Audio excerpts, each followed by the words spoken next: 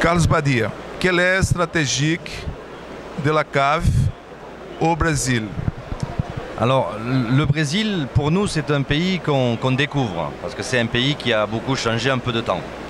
Donc là, on est depuis 3 ans avec un importateur en exclusivité, qui est Del Maipo, qui couvre aujourd'hui tout le Brésil. Alors, on est en train de commencer à identifier les vins qui correspondent le mieux chez nous, à votre pays. Alors dans cela, on a des vins de cépage, donc des vins réalisés par exemple avec un vionnier, 100%.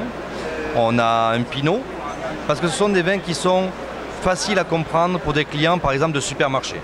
Ils vont aller au supermarché, ils vont goûter un jour un pinot noir qui vient d'un autre pays, ils vont aimer et ils vont avoir envie de découvrir un autre pinot noir, ils vont acheter le nôtre. Donc ça c'est une possibilité pour les gens qui découvrent le vin.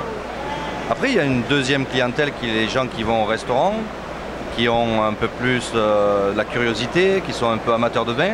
Et là, on travaille sur les restaurants des blends. Les blends, c'est les assemblages. Voilà. Et les assemblages, c'est la tradition.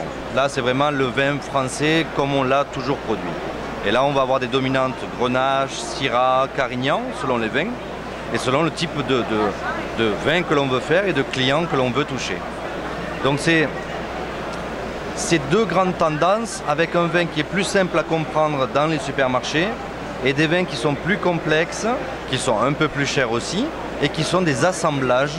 Alors là c'est un travail, c'est plus de travail, mais c'est aussi plus passionnant parce que l'assemblage est toujours plus complexe que le vin avec un seul cépage. Voilà. Merci.